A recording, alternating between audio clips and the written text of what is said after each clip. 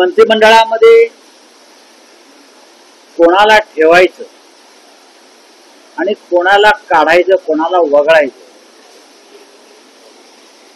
हा सर्वस्वी मुख्यमंत्र्यांचा अधिकार असला किंवा आहेच, तरी या सरकारचा रिमोट कंट्रोल दिल्लीत अमित शहांकडे. दिल्लीत काल मुख्यमंत्री दिल्लीत गेले एका कार्यक्रमासाठी,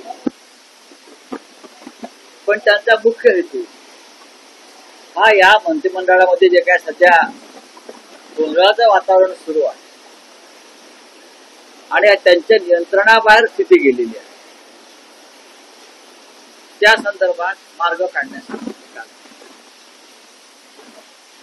मी गेल्या काही दिवसापासून सांगतो की या मंत्रिमंडळातले 4 मंत्री जाणार आहेत. संजय शिरसाट एक मंत्री आहेत मला वाटतं, त्यानंतर माणिक कोकाटे, योगेश कदम यांचं नाव त्यात जोडलं गेलेलं आहे. बाकीची नावं समोर येत आहेत, पण 4 वरून संपूर्ण मंत्रिमंडळाची सफाई करून एक वेगळ्या चेहऱ्याचं मंत्रिमंडळ आणावं अशी चर्चा दिल्लीत आणि मुख्यमंत्र्यांच्या वर्तुळात सुरू आहे. संजय राठोड यांना सुद्धा जावं.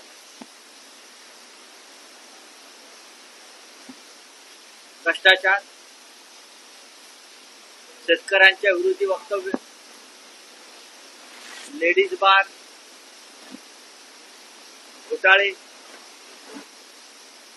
पैशाच्या उघड्या बॅगा घेऊन बसणं, याच्यामुळे बिघडलेली प्रतिमा हे आता ओझं देवेंद्र फडणवीस यांच्या कल्पनेपलीकडे गेले. ते ओझं त्यांना आता पेलवत नाही, पण ते फेकताही येत नाही.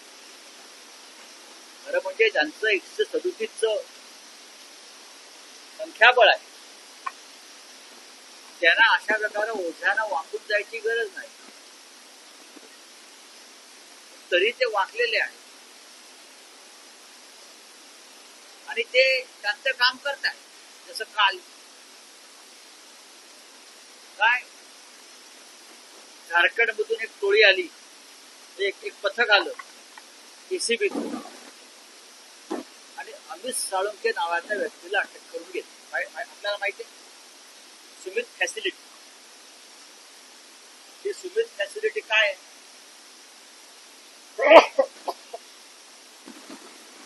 800 कोटीचा अँब्युलन्स घोटाळा जो महाराष्ट्रात झाला, 100 कोटीचा अँब्युलन्सचं टेंडर 800 कोटीला गेलं.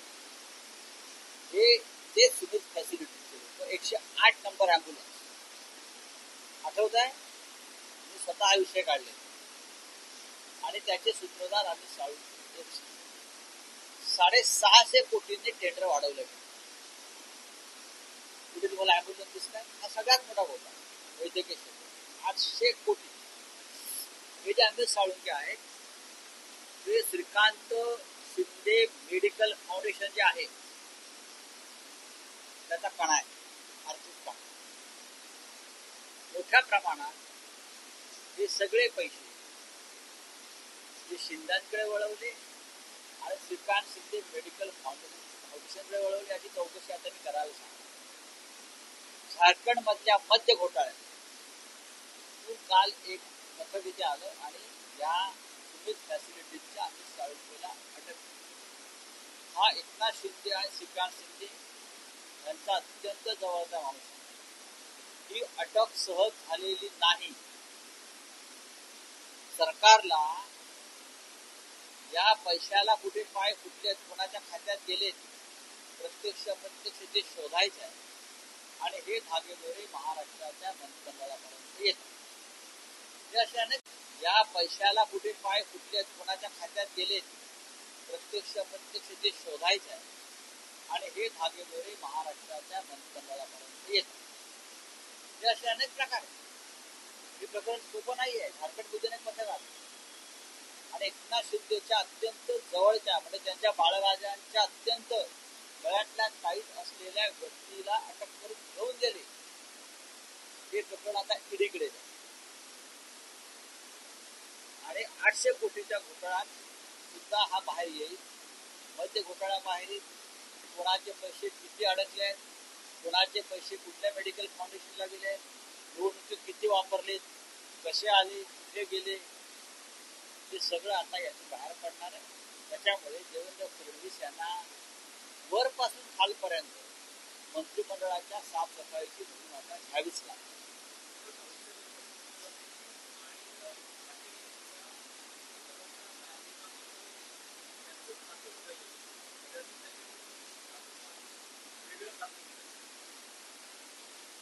या सगळ्या अफवा आणि तुमच्या अटकळ आहेत.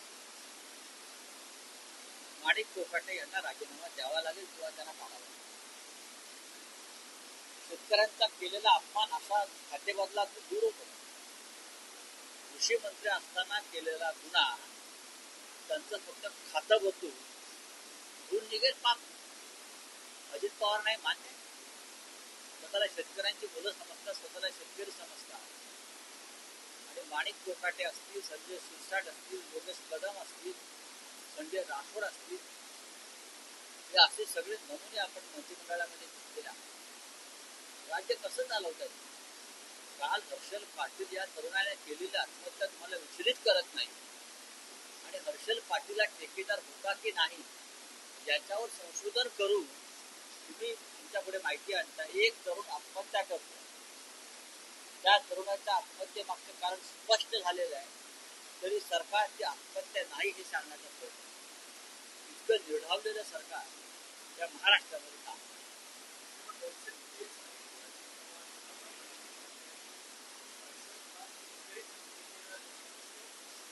गुलाबराव पाटील यांच्या खात्याचा जो घोटाळा आहे, ते खातं कोणाकडे आहे?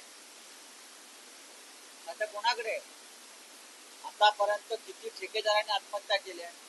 आतापर्यंत हजारो ठेकेदार रस्त्यावर आले. आतापर्यंत हजारो ठेकेदारांनी जलजीवन मिशनच्या आत्महत्या करू असं आव्हान दिलंय. आतापर्यंत अनेक ठेकेदारांनी मंत्र्यांच्या गाड्या अडवल्या. जळगावात मुख्यमंत्र्यांच्या गाडी पुढे जाळून घेण्याचा प्रयत्न केला. काय सांगतोय तो गुलाबराव पाटील? काय सांगतो? हे राक्षस आहेत सगळे मंत्रिमंडळात, रावण आहेत सगळे. हे कसलं रामाचं राज्य चालवलं? अमित साळुंकेचा विषय लक्षात ठेवा. परत परत सांगतो. Sumit facilities, Shrikant Shinde medical foundation मध्ये कशा प्रकारे भ्रष्टाचाराचा पैसा आला, प्रत्यक्ष अप्रत्यक्ष. आणि याच पैशातून झारखंडचा मध्य घोटाळा, त्याच्यामध्ये स्लिपिंग पार्टनर्स कोण आहेत हे सुद्धा लवकरच कळेल.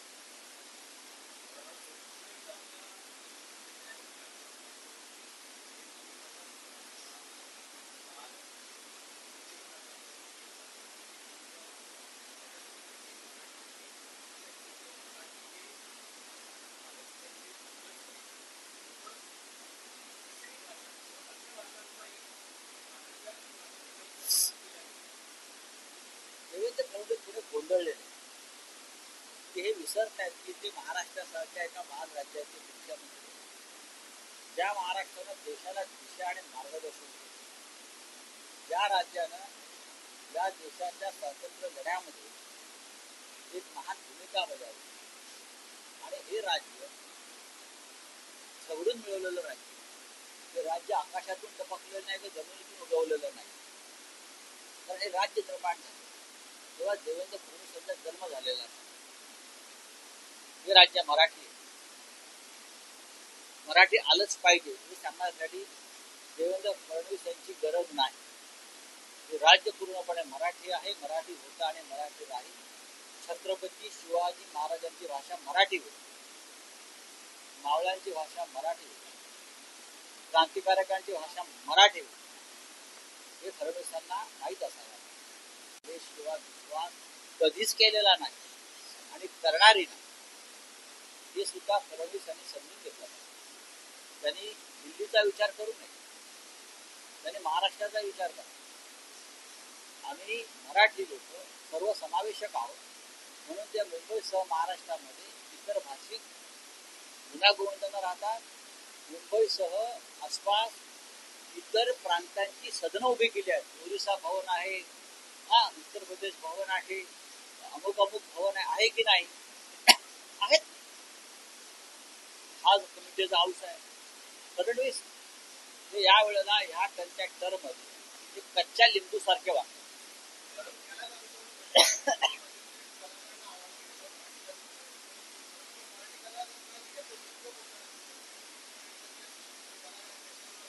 कोणासारखे?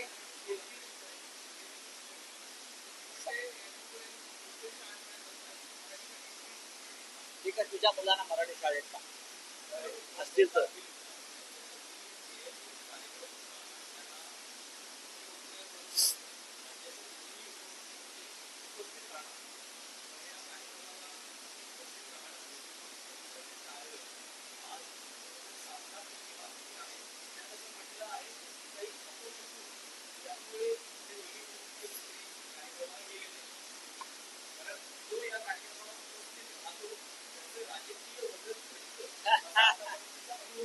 बातमी आहे चांगली आणि सत्य कथेवर आधारित त्या बातम्या असतात.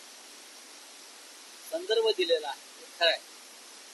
महाराष्ट्राचे सरकार हे अंधश्रद्धेच्या फेऱ्या धडकले. जे सरकार रेडे कापून सत्तेवरती आलंय ते अशा गोष्टीचा नक्की विश्वास ठेवतात आणि त्यानुसार काम करतात.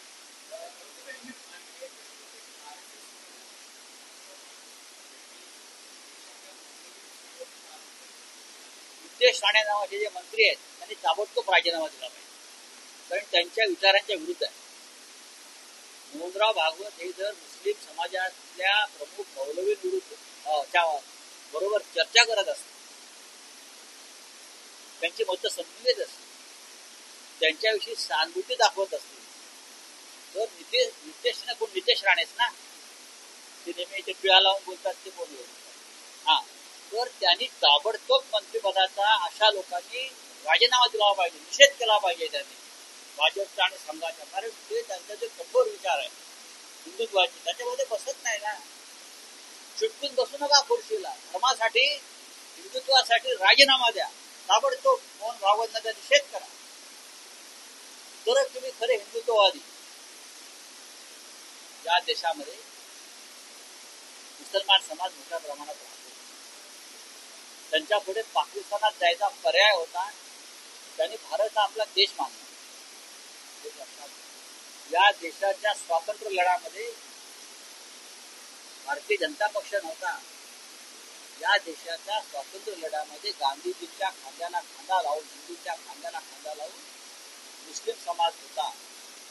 अनेक मुस्लिम कार्यकर्ते वीर जे फासावर गेले, अशफाकुल्ला खान असतील, हा अनेक अशी नावं आहेत जे फासावर गेले. अंदमान मधली यादी काढा, त्यांच्यामध्ये काही वाईट प्रवृत्ती असतील त्या दूर केल्या जातात. महाराष्ट्राच्या संयुक्त महाराष्ट्राच्या लढ्यामध्ये अमर शेख सारखे बरं का लोक काम करत होते. अमित दलवाई सारखे मुस्लिम समाजातले लोक हे इथे मोठं समाज सुधारण्याचं काम करत होते. हे या लोकांनी समजून घेतलं पाहिजे. जे वातावरण बिघडत आहेत ना, मोहनराव भागवत यांच्या कार्याचं स्वागत केलेलं आहे. राष्ट्र एक ठेवायचं असेल, राष्ट्रीय एकात्मता जपायची असेल तर हिंदुत्वाबरोबर इतर समाजांना सामावून घेतलं पाहिजे. पण हे जे काही फडणवीस मंत्रिमंडळात किंवा योगीच्या मंत्रिमंडळाचे लोक बसले आहेत ना, त्यांना हे मान्य नसेल भागवतांचं कार्य, सरसंघ चालकांचा विचार आणि तर त्यांनी राजीनामा दिला. आणि महाराष्ट्रात नितेश राणे या मंत्र्यांना ताबडतोब राजीनामा दिला पाहिजे. नुसता वाटण्यासारखा उडत असतो तो हिंदुत्वाचा विचार, वाटाण्यासारखा. त्याचे जुने फोटो बघा, मी मला कुठे दाखवले, नमाज पडतो आहे, रोजा सोडतो आहे, हा ते आणि त्याचे वडील मिया नारायण राणे. काय मला सांगताय तुम्ही? लोकांना फसवताय का? हो, महाराष्ट्र या देशाला दिशा देणार आहे. मुसलमान समाज मोठ्या प्रमाणात राहतो. त्यांच्या पुढे पाकिस्तानात जायचा पर्याय होता, त्यांनी भारत हा आपला देश मानला. या देशाच्या स्वातंत्र्य लढ्यामध्ये भारतीय जनता पक्ष नव्हता. या देशाच्या स्वातंत्र्य लढ्यामध्ये गांधीजींच्या खांद्याला खांदा लावून, हिंदूंच्या खांद्याला खांदा लावून मुस्लिम समाज होता, अनेक मुस्लिम कार्यकर्ते वीर जे फासावर गेले, अशफाकुल्ला खान असतील, हा अनेक अनेक अशी नावं आहेत जे फासावर गेले. अंदमान मधली यादी काढा, त्यांच्यामध्ये काही वाईट प्रवृत्ती असतील त्या दूर केल्या जातात. महाराष्ट्राच्या संयुक्त महाराष्ट्राच्या लढ्यामध्ये अमर शेख सारखे बरं का लोक काम करत होते. अमित दलवाई सारखे मुस्लिम समाजातले लोक हे इथे मोठं समाज सुधारण्याचं काम करत होते. हे या लोकांनी समजून घेतलं पाहिजे. जे वातावरण बिघडवत आहेत ना, मोहनराव भागवत यांच्या कार्याचं स्वागत केलेलं आहे. काल राष्ट्र एक ठेवायचं असेल, राष्ट्रीय एकात्मता जपायची असेल तर हिंदुत्वाबरोबर इतर समाजांना सामावून घेतलं पाहिजे. पण हे जे काही फडणवीस मंत्रिमंडळात किंवा योगीच्या मंत्रिमंडळाचे लोक बसले आहेत ना, त्यांना हे मान्य नसेल भागवतांचं कार्य, सरसंघ चालकांचा विचार आणि तर त्यांनी राजीनामा दिला. म्हणजे महाराष्ट्रात नितेश राणे या मंत्र्यांना ताबडतोब राजीनामा दिला पाहिजे. नुसता वाटाण्यासारखा उडत असतो तो हिंदुत्वाचा विचार, वाटाण्यासारखा. त्याचे जुने फोटो बघा, मी मला कुठे दाखवले, नमाज पडतोय, रोजा सोडतोय, हा ते आणि त्याचे वडील मिया नारायण राणे. काय मला सांगताय तुम्ही? लोकांना फसवताय का? महाराष्ट्र या देशाला दिशा देणारं राज्य.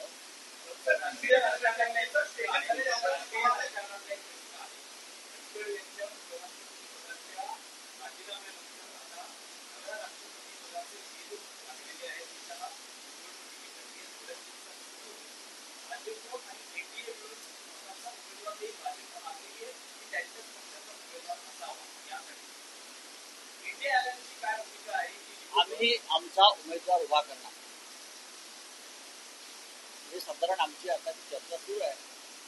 समोरून कोण उमेदवार येतो, हे समोरून कोणत्या बाहुला येतोय, जी बाहुलं बसवतील त्या महत्वाच्या पदावर, त्यानंतर आम्ही आमचा उमेदवार ठरवू.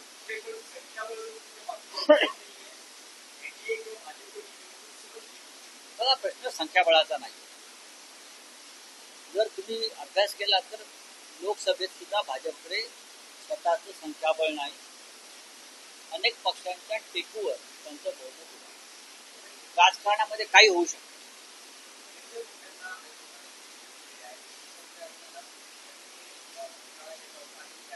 मला माहिती. चला बोलिए.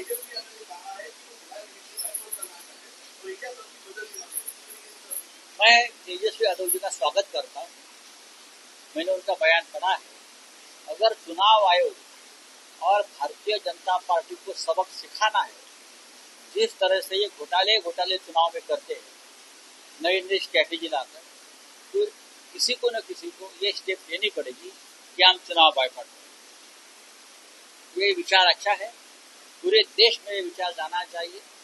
तभी ये चुनाव आयोग की जो चल रहे हैं ना सब घोटाले की नीति, उसको रोक लगे. नहीं, ये लोकतंत्र बचाने के लिए तेजस्वी की भूमिका, देश को बचाने की, लोकतंत्र को बचाने की, और भारतीय जनता पार्टी का मुखौटा जो है वो फाड़ने के लिए तेजस्वी की भूमिका अगर है तो हम सब लोग उनके साथ रहेंगे.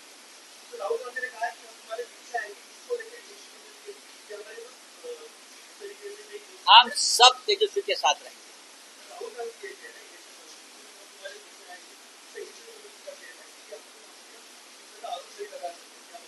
आरोप क्या लगाना है?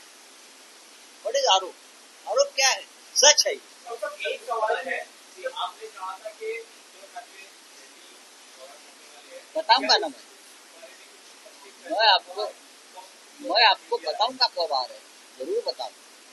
उद्धव ठाकरे जी दिल्ली आएंगे, छुपकर तो नहीं आएंगे ना, नेता है देश के, आएंगे.